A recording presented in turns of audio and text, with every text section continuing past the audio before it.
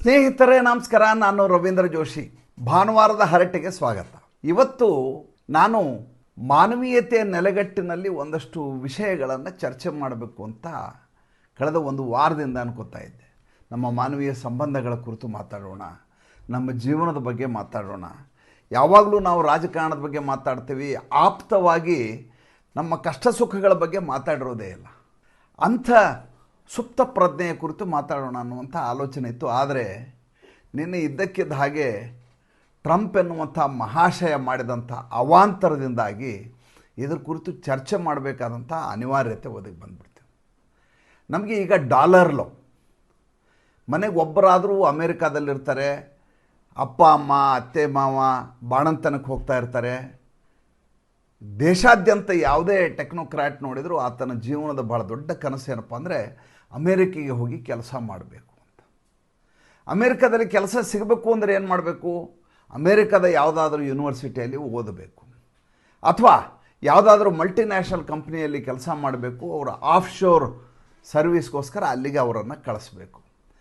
ನಿಮ್ಗೆ ಇಂಜಿನಿಯರ್ ಇದ್ದಾನೆ ಅಂದರೆ ಅಮೇರಿಕಕ್ಕೆ ಹೋಗಿದ್ದಾನ ಅಂತಾರೆ. ಮೊದಲೇ ಪ್ರಶ್ನೆಯೇ ಆತ ಅಮೇರಿಕಕ್ಕೆ ಹೋಗಿದ್ದಾನ ಅನ್ನೋದು. ಮೊದಲು ಒಂದು ಕಾಲಕ್ಕೆ ಸಾಫ್ಟ್ವೇರ್ ಇಂಜಿನಿಯರ್ ಆಗೋದು ಭಾಳ ದೊಡ್ಡ ವಿಷಯ ಆಗಿತ್ತು. ಅದು ಘನತೆಯ ಕೆಲಸ ಅಂತ ಪರಿಭಾವಿಸಲಾಗ್ತಾ ಇತ್ತು. ಅದಾದಮೇಲೆ ಸಾಫ್ಟ್ವೇರ್ ಇಂಜಿನಿಯರ್ ಆಗೋದು ದೊಡ್ಡ ವಿಷಯ ಅಲ್ಲ, ಸಾಫ್ಟ್ವೇರ್ ಇಂಜಿನಿಯರ್ ಆದಮೇಲೆ ಅವನು ಫಾರಿನ್ನಲ್ಲಿರಬೇಕು, ಅದು ಭಾಳ ದೊಡ್ಡ ವಿಷಯ ಅನ್ಸ್ಕೊಳ್ಳೋಕೆ ಶುರು ಆಯಿತು. ಅದು ಪ್ರತಿಷ್ಠೆಯ ಪ್ರಶ್ನೆ ಆಯಿತು. ಅದರ ನಂತರ ಮಗ ಅಥವಾ ಸೊಸೆ ಮಗಳು ಫಾರಿನ್ನಲ್ಲಿರಬಹುದು, ಆದರೆ ನಾವು ಹೋಗಿ ಬಂದಿದ್ದೇವೋ ಇಲ್ವೋ ಅನ್ನೋದು ಭಾಳ ಮುಖ್ಯ ಆಗುತ್ತೆ. ನೀವು ಎಷ್ಟು ಸಲ ಹೋಗಿ ಬಂದಿದ್ದೀರಿ? ಓ, ಆವಾಗ ಹೋಗ್ತಾ ಇರ್ತೀರಾ ಅಂತಾರೆ. ಭಾರತದ ಜೊತೆ ವಿದೇಶವನ್ನು ತಳಕು ಹಾಕುವಂಥ ಚರ್ಚೆಗಳು ನಡೀತವೆ. ಇದು ಇವತ್ತಿನ ದಿವಸದಲ್ಲಿ ಭಾಳ ಸಹಜವಾಗಿ ಸಾಮಾನ್ಯವಾಗಿ ನಡೆಯುವಂಥ ಪ್ರಕ್ರಿಯೆ. ಅಂಥ ಸಂದರ್ಭದಲ್ಲಿ ಟ್ರಂಪ್ ಎನ್ನುವಂಥ ಮಹಾಶಯ ಇದ್ದಕ್ಕಿದ್ದ ಹಾಗೆ ಒಂದು ಅವಾಂತರವನ್ನು ಸೃಷ್ಟಿಸಿ ಹೇಳ್ತಾರೆ, H1B ವೀಸಾ ನೀವು ರಿನ್ಯೂವಲ್ ಮಾಡ್ಕೋಬೇಕು ಅಂದರೆ ಅದಕ್ಕೆ ವಾರ್ಷಿಕ ಶುಲ್ಕವನ್ನು ಕಟ್ಟಬೇಕಿನ್ನು ಮುಂದೆ $100,000 ಅಂತ. $1,00,000 ಅಮೇರಿಕನ್ ಡಾಲರನ್ನು ಯಾವ ಕಂಪ್ನಿ ನಮ್ಮ ತಂತ್ರಜ್ಞನನ್ನು ಹೈಯರ್ ಮಾಡಿರುತ್ತೋ, ಅಂದರೆ ಕೆಲಸಕ್ಕೆ ತೊಗೊಂಡಿರುತ್ತೋ, ಆ ಕಂಪ್ನಿ $1,00,000 ಅಮೇರಿಕೆಯ ಸರ್ಕಾರಕ್ಕೆ ವಾರ್ಷಿಕ ಶುಲ್ಕವನ್ನು ಕಟ್ಟಬೇಕು. ಅಂದರೆ 88 ಲಕ್ಷ ರೂಪಾಯಿಗಳನ್ನು ಒಬ್ಬ ವ್ಯಕ್ತಿಗೆ ಕೆಲಸ ಕೊಟ್ಟಿದ್ದಕ್ಕಾಗಿ ಶುಲ್ಕವನ್ನು ಆ ಕಂಪ್ನಿ ತೆತ್ತಬೇಕು. ಅಂದರೆ ಏನರ್ಥ? ಇನ್ನು ಮುಂದೆ ನೀವು ವಿದೇಶದಿಂದ ನೀವು ಜನರನ್ನು ಕರ್ಕೊಂಬಂದು ಅಮೇರಿಕಾದಲ್ಲಿ ಕೆಲಸ ಕೊಡಬೇಡಿ, ನಮ್ಮವರಿಗೆ ಕೆಲಸ ಕೊಡ್ರಿ. ಈಗ ಯಾರನ್ನ ಕರ್ಕೊಂಬಂದಿದ್ದೀರೋ ಅವ್ರ ಮೇಲೆ ನಾವು ನಿಷೇಧ ಹೇರ್ತಾ ಇಲ್ಲ, ಅದರ ಬದಲು ನಿಮಗೆ ಈ ರೀತಿ ಶುಲ್ಕದ ರೀತಿಯಲ್ಲಿ ದಂಡವನ್ನು ಹೇರ್ತಾ ಇದ್ದೀವಿ ಅಂತ ಡೊನಾಲ್ಡ್ ಟ್ರಂಪ್ ಭಾಳ ಹಮಿಕೆಯಿಂದ ಈ ಮಾತನ್ನು ನಿನ್ನೆ ಪತ್ರಿಕಾಗೋಷ್ಠಿಯಲ್ಲಿ ಹೇಳಿದರು. ನನಗೆ ಒಂದು ಕಡೆ ನಗು ಬಂತು. ಒಬ್ಬ ಪ್ರೆಸಿಡೆಂಟ್ ಆದಂಥ ವ್ಯಕ್ತಿಗೆ ತನ್ನ ದೇಶದ ಸರ್ವತೋಮುಖ ಅಭಿವೃದ್ಧಿಯ ಬಗ್ಗೆ ಕಳಕಳಿಯೇ ಇಲ್ಲದೆ ಇದ್ದಾಗ ಯಾವ ರೀತಿಯ ತುಘಲಕ್ ದರ್ಬಾರ ಮಾಡ್ತಾರೆ ಅನ್ನೋದು ಮೊದಲೇ ಪ್ರಶ್ನೆ ಆಗ್ತದೆ. ಎರಡನೇದು ಬೇಸರ ಆಯಿತು ಮತ್ತು ಒಂದು ಕ್ಷಣ ಆತಂಕ ಆಯಿತು. ಯಾಕಂದರೆ ನನ್ನ ಸುತ್ತಮುತ್ತ ಇರುವಂಥ ಬಹಳಷ್ಟು ಜನ ಸ್ನೇಹಿತರು, ಬಂಧುಗಳು, ನಮ್ಮ ಸಾಮಾಜಿಕ ಪರಿವಾರದ ಸದಸ್ಯರ ಮಕ್ಕಳು ವಿದೇಶದಲ್ಲಿ ಕೆಲಸ ಮಾಡ್ತಾ ಇದ್ದಾರೆ, ವಿದೇಶಕ್ಕೆ ಓದಲಿಕ್ಕೆ ಹೋಗಿದ್ದಾರೆ, ಅದು ವಿಶೇಷವಾಗಿ ಅಮೇರಿಕಕ್ಕೆ ಹೋಗಿದ್ದಾರೆ. 71% ಈ H1B ವೀಸಾಗಳು ಭಾರತೀಯರಿಗೆ ಲಭ್ಯ ಆಗ್ತವೆ. 71%. 15.6% ಚೈನಾದವರು H1B ವೀಸಾ ತಗೋತಾರೆ. ಈ 71%ನಲ್ಲಿ 65%ನಷ್ಟು ಕೇವಲ ಟೆಕ್ನೋಕ್ರಾಟ್ಸ್ ತಗೋತಾರೆ. ಟೆಕ್ ಬ್ರೋ ಅಂತ ಅವ್ರಿಗೆ ಅಮೇರಿಕಾದಲ್ಲಿ ಕರೀತಾರೆ, ನಮ್ಮಲ್ಲಿ ಟೆಕ್ ಹೋಲಿ ಅಂತ ನಮ್ಮವ್ರು ಕರೀತಾರೆ. ಹೀಗಿರುವಾಗ ಅಷ್ಟು ಜನರ ಬದುಕು ಇದ್ದಕ್ಕಿದ್ದ ಹಾಗೆ ಅಯೋಮಯ ಆಗಿಬಿಡುತ್ತಲ್ಲ. ಯಾರು ಈಗ ರಜಾ ದಿನ ಅಂಥೇಳಿ ಭಾರತಕ್ಕೆ ಬಂದಿದ್ದಾರೋ ಅವರು ವಾಪಸ್ ಹೋಗ್ಲಿಕ್ಕಾಗೋದಿಲ್ಲ. ಅವ್ರಿಗೆ 24 ಗಂಟೆ ಗಡುವನ್ನು ಎಲ್ಲ ಕಂಪ್ನಿಗಳು ವಿಧಿಸಿದಾವೆ. 24 ಗಂಟೆಯಲ್ಲಿ ಒಬ್ಬ ವ್ಯಕ್ತಿ ಭಾರತದಿಂದ ಅಮೇರಿಕೆಗೆ, ಅದು ಆತ ಇರುವಂಥ ಜಾಗಕ್ಕೆ ಹೋಗ್ಲಿಕ್ಕೆ ಸಾಧ್ಯವಾ? ಅದು ಪ್ರಾಕ್ಟಿಕಲಿ ಇಂಪಾಸಿಬಲ್ ಆದಂಥದ್ದು, ಸಾಧ್ಯವೇ ಇರಲಾರ್ದಂಥ ಮಾತು. ಹಾಗೆ ಹೋಗ್ಲಿಕ್ಕೆ ಆಗದೇ ಇದ್ದಾಗ ಮುಂದೇನು? ಅದೊಂದು ಪ್ರಶ್ನೆಯ ಚಿಹ್ನೆ, ಪ್ರಶ್ನಾರ್ಥಕ ಚಿಹ್ನೆ. ಏನು ಮಾಡಬೇಕು ಅಂತ ಗೊತ್ತಿಲ್ಲ. ಈಗ ಇದ್ದವ್ರ ಕತೆ ಏನು? ಇವರಿಗೆ ಮುಂದೆ ಮತ್ತೆ ರಿನ್ಯೂವಲ್ ಆಗತ್ತಾ 1 ವರ್ಷ ಆದಮೇಲೆ? ಅದ್ರ ಬಗ್ಗೆ ಸ್ಪಷ್ಟನೆ ಇಲ್ಲ. ಈಗ ಇರುವವರ ಸೇವೆಯನ್ನು ಪಡೆಯಲಿಕ್ಕೆ ಆ ಎಂಪ್ಲಾಯರ್ ಏನಿದ್ದಾನೆ, ಆ ಕಂಪ್ನಿ, ಆ ಎಂಪ್ಲಾಯರ್ ಅವರ ಪರವಾಗಿ $1,00,000 ಕಟ್ಟಲಿಕ್ಕೆ ಸಿದ್ಧನಾಗ್ತಾನ? ಅದ್ರ ಬಗ್ಗೆ ಯಾವುದೇ ಸ್ಪಷ್ಟತೆ ಇಲ್ಲ. ಹೊಸ ಉದ್ಯೋಗಗಳು ಲಭ್ಯ ಆಗ್ತಾವ? ಗೊತ್ತಿಲ್ಲ. ಈಗ ಸೇರಿರುವಂಥ ಮಕ್ಕಳು ಯಾರು ಯೂನಿವರ್ಸಿಟಿಗೆ ಭಾರತ ದೇಶದ ಬ್ಯಾಂಕುಗಳಲ್ಲಿ ಸಾಲ ಮಾಡಿ ಅವರಪ್ಪನ ಮನೆಯನ್ನು ಅಡವು ಇಡಿಸಿ 30 ಲಕ್ಷ 40 ಲಕ್ಷ 50 ಲಕ್ಷ ಅಲ್ಲಿ ಯೂನಿವರ್ಸಿಟಿಗೆ ದುಡ್ಡು ಕಟ್ಟಲಿಕ್ಕೆ ಓದಲಿಕ್ಕೆ ಅಂತ ಹೋಗಿದಾರಲ್ಲ, ಅವ್ರಿಗೆ ನಾಳೆ H-1B ವೀಸಾ 3 ವರ್ಷದ ಅವಧಿಗೆ ಲಭ್ಯ ಆಗುತ್ತಾ? ಅದಿರೋದು ಹಾಗೆ, ಮೊದಲು 3 ವರ್ಷ, ಆಮೇಲೆ ಬೇಕಾದ್ರೆ ಇನ್ನು 3 ವರ್ಷ ಎಕ್ಸ್ಟೆಂಡ್ ಮಾಡ್ಬೋದು, 6 ವರ್ಷ ಅಂತೇಳಿ. ಅದ್ರ ಮುಂದೆ ಇನ್ನು H-1 ಅಂತ ಒಂದು ವೀಸಾ ಇದೆ, L-1 ಅಂತ ಒಂದಿದೆ. H-1 ಎಂಪ್ಲಾಯಿಗೆ ಅನುಕೂಲ ಆಗುತ್ತೆ, L-1 ಅನ್ನೋದು ಎಂಪ್ಲಾಯರ್ಗೆ ಅನುಕೂಲ ಆಗುತ್ತೆ. ಆ ರೀತಿಯಾದಂಥ ಭಾಳ ಗೊಂದಲಮಯವಾದಂಥ ವೀಸಾ ಪದ್ಧತಿ ಇರೋದು ಅಮೇರಿಕಾದಲ್ಲಿ.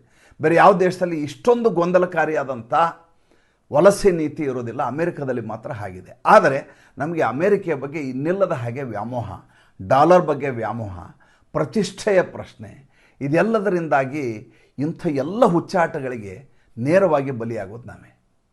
ಒಂದು ಸಂಸ್ಕೃತದಲ್ಲಿ ಅದ್ಭುತವಾದಂಥ ಸುಭಾಷಿತವನ್ನು ನನ್ನ ಆಪ್ತ ಮಿತ್ರೊಬ್ಬರು ಹೇಳಿದರು, ನನಗೆ ಭಾಳ ಈ ಸಂದರ್ಭದಲ್ಲಿ ಯೋಗ್ಯ ಅನಿಸಿದೆ. ಏನಪ್ಪ ಅಂದರೆ, ಅವ್ಯವಸ್ಥಿತ ಚಿತ್ತಾನಾಂ ಪ್ರಸಾದೋಪಿ ಭಯಂಕರ ಅಂತ.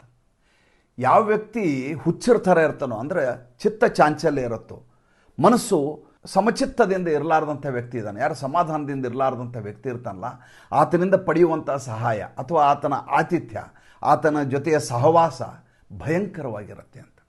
ಒಬ್ಬ ವ್ಯಕ್ತಿ ನಮ್ಮನ್ನು ಊಟಕ್ಕೆ ಕರೆದ ಅವ್ರ ಮನೆಗೆ ಅಂತ ತಿಳ್ಕೊಡ್ರಿ, ಆತನಿಗೆ ಈ ರೀತಿಯ ಚಿತ್ತಕ್ಷೋಭೆ ಇದೆ ಅಂದ್ಕೊಳ್ಳಿ, ಅಂದರೆ ತಲೆ ಸರಿ ಇಲ್ಲ, ಅಂದರೆ ಮನಸ್ಸೋ ಇಚ್ಛೆ ಮಾಡ್ತಾನೆ ಡೊನಾಲ್ಡ್ ಟ್ರಂಪ್ ಥರ ಅಂದ್ಕೊಳ್ಳಿ. ಆತ ಮನೆಗೆ ಊಟಕ್ಕೆ ಕರೆದಾಗ ಬನ್ನಿ ಕೂತ್ಕೊಳ್ಳಿ ಅಂತಾನೆ, ಇಲ್ಲಿ ಕೂತ್ಕೊಳ್ಳಿ ಅಂತಾನೆ ಫಸ್ಟು. ಆಯಿತು ಅಂತ ನೀವು ಹೋಗಿ ಅಲ್ಲಿ ಡೈನಿಂಗ್ ಟೇಬಲ್ ಮೇಲೆ ಕೊಡ್ತೀರಿ. ಡೈನಿಂಗ್ ಟೇಬಲ್ ಬೇಡ, ಅಲ್ಲಿ ಕೂತ್ಕೊಳ್ಳೋಣ ಅಂತಾನೆ. ಅಲ್ಲಿ ಕೂತ್ಕೊಂಡಾಗ ಹೇಳ್ತಾನೆ, ಬೇಡ ಇವತ್ತಿನ್ನೂ ಅಡುಗೆ ಮಾಡಿಲ್ಲ, ಹೊರಗಡೆ ಅಂತ ತರಿಸ್ಬಿಡ್ತೀನಿ ಅಂತಾನೆ. ಹೊರಗಡೆ ಏನು ತರಿಸ್ತೀನಿ ಅಂತ ನೀನು ತರಿಸ್ಬಿಡ್ತಾನೆ ಅಂದ್ಕೊಂಡು ನೋಡಿದರೆ ಝೊಮ್ಯಾಟೋನೋ ಸ್ವಿಗ್ಗಿಗೆ ಆರ್ಡರ್ ಮಾಡ್ತಾನಂತ ನೋಡಿ ಮಾಡಲ್ಲ, ಯಾವುದಾದ್ರೂ ಅಡುಗೆಯವ್ರ ಪಕ್ಕದ ಮನೆಯವ್ರು ಕರೆಸೋಣ ಅಂತಾನೆ.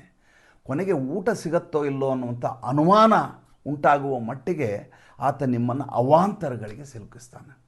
ಸಹಾಯ ಮಾಡ್ತೀನಿ ಅಂತ ಒಬ್ಬ ವ್ಯಕ್ತಿ ಹೇಳ್ತಾನೆ, ನಾಳೆ ಬಂದ್ಬಿಡು ನಿನಗೆ $1,00,000 ಕೊಡ್ತೀನಿ ಅಂತ ಹೇಳ್ತಾನೆ.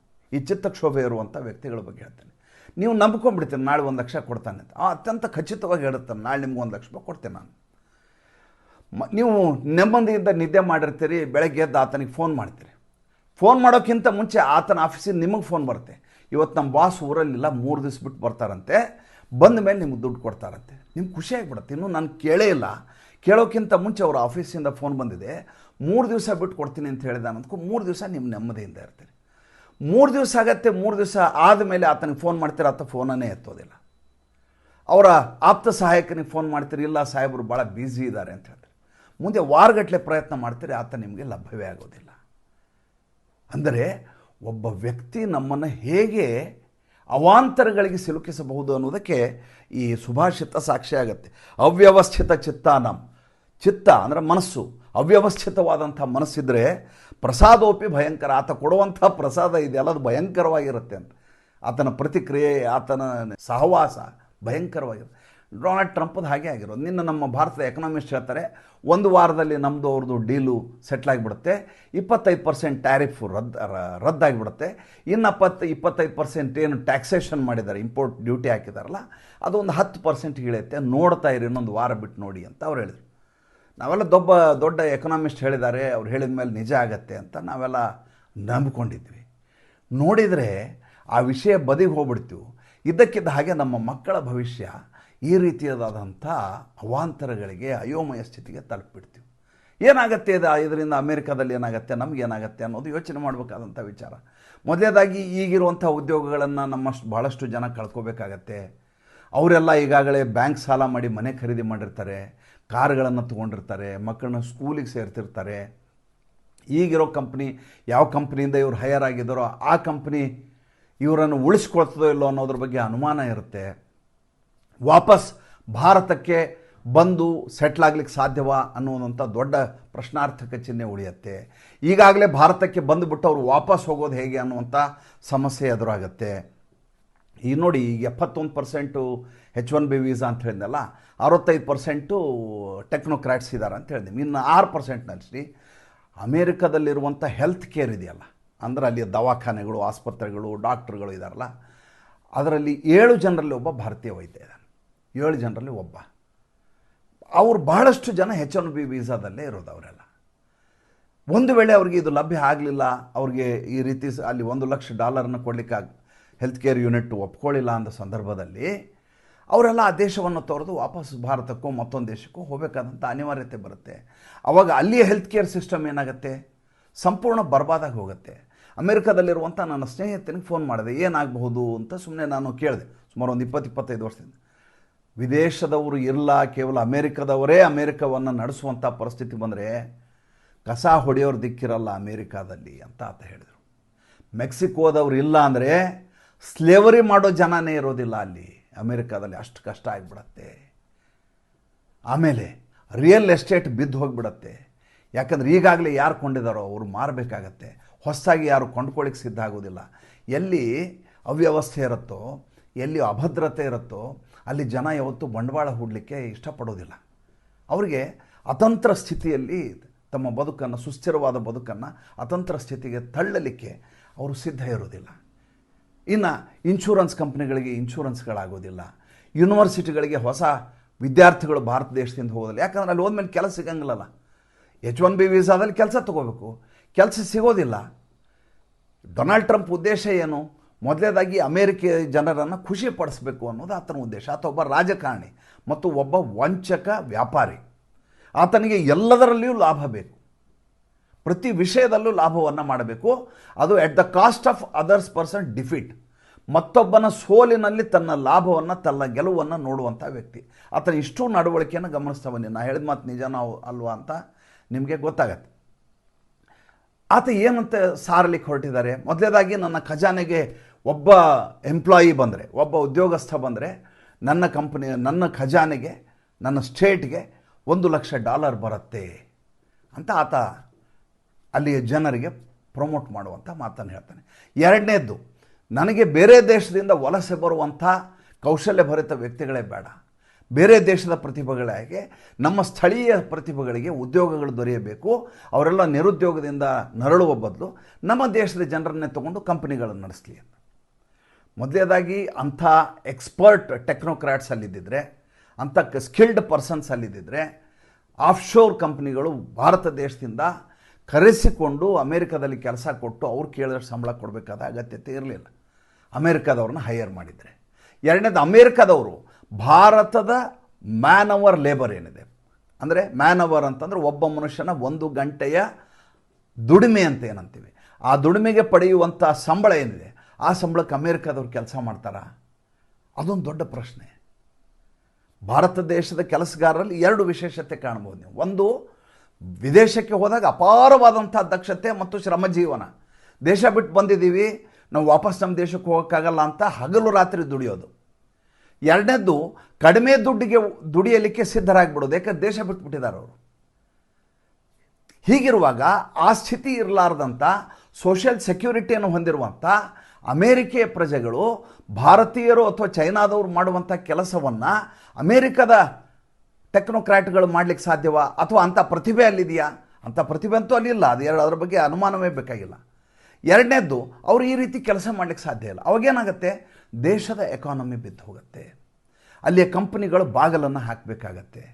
ಒಂದು ದೊಡ್ಡದಾದಂಥ ಇಂಥದ್ದೊಂದು ಎಂಟಿಟಿ, ಒಂದು ಸಾಮ್ರಾಜ್ಯ ಕುಸಿದು ಬಿದ್ದದ್ದೇ ಆದರೆ ದೇಶದ ಖಜಾನೆಯ ಮೇಲೆ, ದೇಶದ ಉದ್ಯೋಗದ ಮೇಲೆ, ದೇಶದ ವ್ಯವಹಾರಗಳ ಮೇಲೆ ಭಾಳ ದೊಡ್ಡ ಮಟ್ಟದ ಪರಿಣಾಮ ಆಗುತ್ತೆ. ಅಲ್ಲಿಯ ಕನ್ಸ್ಯೂಮೇಬಲ್ ಮಾರಾಟಗಳು ಕಡಿಮೆ ಆಗಲಿಕ್ಕೆ ಶುರುವಾಗುತ್ತೆ, ಅಲ್ಲಿಯ ರಿಯಲ್ ಎಸ್ಟೇಟ್ ಬಿದ್ದು ಹೋಗುತ್ತೆ, ಅಲ್ಲಿಯ ಉಳಿದ ಪ್ರವಾಸೋದ್ಯಮ ಇದ್ದಕ್ಕಿದ್ದ ಹಾಗೆ ಕುಸಿದು ಹೋಗುತ್ತೆ, ಅಲ್ಲಿಯ ಖಜಾನೆಯಲ್ಲಿ ದುಡ್ಡಿರೋದಿಲ್ಲ, ನಿರುದ್ಯೋಗ ಶುರುವಾಗತ್ತೆ, ಹಣದುಬ್ಬರ ಶುರುವಾಗತ್ತೆ, ದುಡ್ಡು ಮೂಮೆಂಟ್ ಆಗೋದು ನಿಂತು ಹೋಗುತ್ತೆ. ಏನೇನೆಲ್ಲ ಅಪಸವ್ಯಗಳಾಗ್ಬೋದು, ಎಲ್ಲ ಅಪಸವ್ಯಗಳು ಇದರಿಂದ ಆಗ್ತವೆ. ಒಂದು ವಲಸೆ ನೀತಿಯಿಂದ ಒಂದು ದೇಶ ಹೇಗೆ ಹಾಳಾಗಬಹುದು ಅಂತ ನೋಡಬೇಕಾದ್ರೆ ಡೊನಾಲ್ಡ್ ಟ್ರಂಪ್ ಈಗ ಮಾಡಿರುವಂಥ ಕೆಲಸದ ಫಲಶ್ರುತಿ ಏನು ಅನ್ನುವುದನ್ನು ಮುಂದಿನ ದಿನಗಳಲ್ಲಿ ನೋಡಬೇಕು. ಭಾರತೀಯರಿಗೆ ಇದೊಂದು ದೊಡ್ಡ ಸಮಸ್ಯೆ, ಪ್ರಶ್ನೆ, ಇದೊಂದು ಸಂದಿಗ್ಧತೆ, ಸಂಕಟ. ನರೇಂದ್ರ ಮೋದಿಯವರು ನೋಡಿ, ಕಾಕತಾಳೀಯವಾಗಿ ನಿನ್ನೆ ನರೇಂದ್ರ ಮೋದಿಯವರು ಗುಜರಾತ್ನ ಭಾವನಗರದಲ್ಲಿದ್ದರು. ಗುಜರಾತಿ ಪೇಟ ಹಾಕ್ಕೊಂಡಿದ್ರು, ಭಾಳ ಖುಷಿ ಆಯ್ತು ನಂಗೆ ಅದು ನೋಡಿ. ಈ ಕಡೆ ಡೊನಾಲ್ಡ್ ಟ್ರಂಪು H1B ವೀಸಾ ವಲಸೆ ನೀತಿಗೆ ಹಾಕಿರೋಂಥ ಕಡಿವಾಣ, ಅಪಾರವಾದ ಶುಲ್ಕದ ಬಗ್ಗೆ ಈ ಕಡೆ ಹೋಗ್ತಾ ಇದೆ ಚಾನಲಲ್ಲಿ. ಮತ್ತೊಂದು ಕಡೆ ನರೇಂದ್ರ ಮೋದಿ ಹೇಳ್ತಾ ಇದ್ದಾರೆ, ಯಾವತ್ತೂ ನಾವು ಬೇರೆಯವ್ರ ಮೇಲೆ ನಿರ್ಭರ ಆಗೋದು ಬೇಡ, ನಮ್ಮ ಸ್ವಾಭಿಮಾನವನ್ನು ಮತ್ತೆ ಇಟ್ಕೊಂಡು ಮತ್ತೊಬ್ಬರಿಗೋಸ್ಕರ ನಾವು ದುಡಿದು ನಮ್ಮ ಆತ್ಮ ಸಮ್ಮಾನವನ್ನು ಕಳ್ಕೊಳ್ಳೋದು ಬೇಡ, ನಾವು ಆತ್ಮನಿರ್ಭರರಾಗೋಣ, ನಮ್ಮ ಕೌಶಲ್ಯ, ನಮ್ಮ ಟೆಕ್ನಿಕ್ರಾಟ್ಸು, ನಮ್ಮ ತಂತ್ರಜ್ಞಾನ ಏನಿದೆ ಅದು ನಮ್ಮ ದೇಶಕ್ಕೆ ಬಳಸ್ಕೋಣ. ಬ್ರೇನ್ ಡ್ರೇನ್ ಅಂತೇನು ಹೇಳ್ತೀವಲ್ಲ, ನಮ್ಮ ದೇಶದ ಬ್ರೇನು ಹೋಗಿ ಮತ್ತೊಂದು ದೇಶದಲ್ಲಿ ದುಡಿಯೋದು ಬೇಡ, ನಾವು ವಾಪಸ್ ನಮ್ಮವ್ರಿಗೆ ನಮ್ಮ ಕೆಲಸವನ್ನು ನಾವೇ ಮಾಡುವಂಥ ಸ್ಥಿತಿಗೆ ಬರೋಣ, ಸ್ವಾಭಿಮಾನದಿಂದ ಬದುಕೋಣ ಅಂತ ಆ ಕಡೆ ನರೇಂದ್ರ ಮೋದಿ ಹೇಳ್ತಾ ಇದ್ದಾರೆ. ಬಹುಶಃ ಈತ ಹೇಳಿದ ಮಾತಿಗೆ ಕೌಂಟರ್ ಅನ್ನೋ ರೀತಿಯಲ್ಲಿ ಇರಲಿಲ್ಲ, ಅದು ಎರಡೂ ಕಾಕತಾಳೀಯ, ಎರಡೂ ಪ್ಯಾರಲಲ್ ಆಗಿ ಹೋಗ್ತಾ ಇದ್ದಂಥ ವಿದ್ಯಮಾನ. ಆದರೆ ನರೇಂದ್ರ ಮೋದಿ ಅವರು ಒಂದು ಕಾಲಕ್ಕೆ ಒಂದು ಮಾತನ್ನು ಹೇಳಿದರು. ನರೇಂದ್ರ ಮೋದಿ ಅವರಿಗೆ ಸುಮಾರು ಒಂದು 70 ಜನ MP ಸೈನ್ ಮಾಡಿ ಇವರಿಗೆ ಅಮೇರಿಕಾ ವೀಸಾ ಕೊಡಬಾರ್ದು ಅಂತ ಭಾರತ ಸರ್ಕಾರದ MP ಅಮೇರಿಕೆಯ ವಲಸೆ ಅಧಿಕಾರಿಗಳಿಗೆ ಪತ್ರ ಬರೆದಿದ್ರು. ನಿಮ್ಮ ದೇಶಕ್ಕೆ ನಮ್ಮ ಗುಜರಾತ್ನಿಂದ ಒಬ್ಬರು ಮುಖ್ಯಮಂತ್ರಿ ಬರ್ತಾರೆ, ಅವ್ರಿಗೆ ವೀಸಾ ಕೊಡಬಾರ್ದು ಅಂತ ಇವ್ರದ್ದೊಂದು ಲೆಟರ್ ಹೋಗಿತ್ತು. ಎಲ್ಲರೂ ಈ ರೀತಿ ಇರುತ್ತಾ ಯೋಚನೆ ಮಾಡಿ. ವೀಸಾ ಕೊಡಬೇಕು ಕೊಡಬಾರ್ದು ಅನ್ನೋದು ವಲಸೆ ನೀತಿ ಇದ್ದದ್ದು. ಅಮೇರಿಕ ವಲಸೆ ನೀತಿ, ವಲಸೆ ಅಧಿಕಾರಿಗಳು ತೀರ್ಮಾನ ಮಾಡ್ತಾರೆ, ಆ ದೇಶ ತೀರ್ಮಾನ ಮಾಡುತ್ತೆ. ಆದರೆ ನಮ್ಮ MP ನಮ್ಮ ಭಾರತೀಯನಿಗೆ ಕೊಡಬೇಡ ಅಂತ ಅಮೇರಿಕಾದವ್ರಿಗೆ ಹೇಳ್ತಾರೆ. ಆವಾಗ ನರೇಂದ್ರ ಮೋದಿ ಒಂದು ಮಾತು ಹೇಳಿದ್ರು. ಏನಂತ ಹೇಳಿದ್ರು ಅಂದರೆ, ಒಂದು ಕಾಲ ಬರ್ತದೆ ಆವಾಗ ಅಮೇರಿಕಾದವರು ಭಾರತದ ವೀಸಾಗೋಸ್ಕರ ಕ್ಯೂ ಹಚ್ಚಿ ನಿಲ್ತಾರೆ, ಅಂಥ ದಿವಸದ ದಿನಮಾನಗಳು ಬರ್ತವೆ ಅಂತ ಹೇಳಿದರು. ಈಗ ನಮ್ಮ ಭಾರತೀಯರಿಗೆ ಸದ್ಯಕ್ಕೆ ಇದೊಂದು ದೊಡ್ಡ ಸಂದಿಗ್ಧತೆ ಅಂತ ಅನಿಸ್ಬಹುದು. ಹೆಂಗಪ್ಪ ಇದು ಇದ್ದಕ್ಕಿದ್ದ ಹಾಗೆ ಹಿಂಗಾಗಿದೆ, ಬದುಕು ತಲೆ ಮೇಲೆ ಆಕಾಶವೇ ಕಳಚಿ ಬಿದ್ದಿದೆ ಅನ್ನುವಂಥ ಮನಸ್ಥಿತಿಗೆ ಈ ಕ್ಷಣದಲ್ಲಿ ಅನಿಸ್ಬೋದು. ಯಾಕಂದರೆ ಇದ್ದಂಗೆ ಇರುವುದಿಲ್ಲ ಅಂತ ಒಂದು ಮಾತನ್ನು ಹೇಳ್ತೇನೆ. ಯಾವಾಗಲೂ ಯಾವುದೇ ಪರಿಸ್ಥಿತಿ ಇವತ್ತಿದ್ದಂಗೆ ಇನ್ನೊಂದು ತಾಸಿಗೆ ಇರುವುದಿಲ್ಲ, ಇನ್ನೊಂದು ತಾಸಿಗಿದ್ದಂಗೆ ಮತ್ತೊಂದು ತಾಸಿಗೆ ಇರೋದಿಲ್ಲ. ಈಗಾಗಲೇ ಡೊನಾಲ್ಡ್ ಟ್ರಂಪ್ ಮಾಡಿದ ಯಾವ ಕೆಲಸಗಳು ಕೂಡ ಕೋರ್ಟಿನಲ್ಲಿ ಅಪ್ರೂವಲನ್ನು ಹೊಂದಿಲ್ಲ. ಉದಾಹರಣೆಗೆ ನೀವು ಟ್ಯಾರಿಫ್ ಹೇರಿದ್ದನ್ನೇ ತಗೊಳ್ಳಿ. ಟ್ಯಾರಿಫನ್ನು ಅಲ್ಲಿಯ ಸುಪ್ರೀಂ ಕೋರ್ಟ್ ಒಪ್ಪಲೇ ಇಲ್ಲ. ನೀವು ಈ ರೀತಿಯಾಗಿ ಮನಸೋ ಇಚ್ಛೆ ನೀವು ಆ ರೀತಿ ಟ್ಯಾರಿಫ್ ಹಾಕ್ಲಿಕ್ಕೆ ಆಗೋದಿಲ್ಲ. ದೇಶದಲ್ಲಿ ನ್ಯಾಷನಲ್ ಎಮರ್ಜೆನ್ಸಿ ಇರುವ ಸಂದರ್ಭದಲ್ಲಿ ಆರ್ಥಿಕ ಪರಮಾಧಿಕಾರವನ್ನು ಪ್ರೆಸಿಡೆಂಟ್ ಕೊಡಲಾಗತ್ತೆ.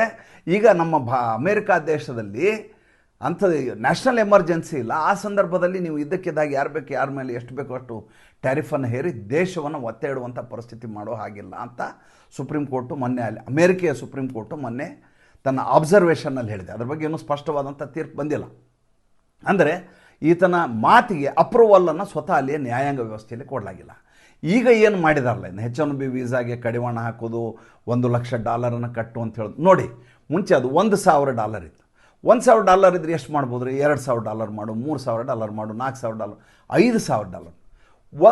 100 ಪಟ್ಟು ಯಾರಾದರೂ ಜಾಸ್ತಿ ಮಾಡುವಂಥದ್ದು ಎಲ್ಲಿಯಾದರೂ ವ್ಯವಸ್ಥೆ ಇರುತ್ತೇನ್ರಿ? ಹುಚ್ಚಾಟದ ಅತಿರೇಕ ಅಂತ ಇದಕ್ಕೆ ಹೇಳೋದು. ಇದು ಕೂಡ ಈ ಕೋರ್ಟ್ಗೆ ಹೋಗುತ್ತೆ. ಕೋರ್ಟ್ನಲ್ಲಿ ಫೇಲ್ ಆಗುತ್ತೆ, ಅನುಮಾನವೇ ಬೇಕಾಗಿಲ್ಲ.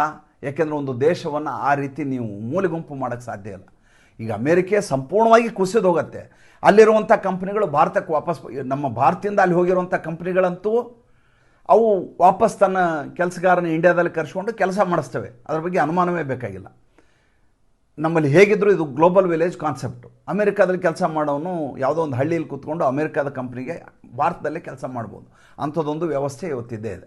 ಆಫ್ಶೋರ್ ಅಂತೇಳಿ ಅಲ್ಲೇ ಆಫೀಸ್ ಮಾಡಿ ಅಲ್ಲೇ ಊಟ ಹೊಡ್ಕೊಂಡು ಮಳೆ ಹೊಡ್ಕೊಂಡು ಕೂಡಬೇಕಾದ ಅಗತ್ಯ ಇವತ್ತು ಇಲ್ಲವೇ ಇಲ್ಲ. ಅಲ್ಲಿರುವಂಥ ಕಂಪ್ನಿಗಳು ಬರ್ಬಾದಾಗಿ ಹೋಗ್ತವೆ. ಯಾಕಂದರೆ ಅಲ್ಲಿಯ ಮೂಲ ಕಂಪ್ನಿಗಳವೆಲ್ಲ. ಅವರಿಗೆ ಒಂದು ಭಾರತೀಯರು ಬಂದು, ಚೈನಾದವ್ರು ಬಂದು, ಬೇರೆ ದೇಶದವ್ರು ಬಂದು ಕೆಲಸ ಮಾಡೋಕ್ಕೂ ತಮ್ಮ ದೇಶದ ಪ್ರತಿಭೆಗಳನ್ನು ಬಳಸ್ಕೊಳ್ಳಿಕ್ಕೆ ಆಗೋದಿಲ್ಲ ಅಂತಲೇ ಅವರು ಭಾರತದಿಂದ, ಚೈನಾದಿಂದ, ಬೇರೆ ದೇಶಗಳಿಂದ ಕರೆಸ್ಕೊಂಡಿದ್ದಾರೆ. ಇದು ನಾಳೆ ಡಿಸಾಸ್ಟರ್ ಆಗುತ್ತೆ.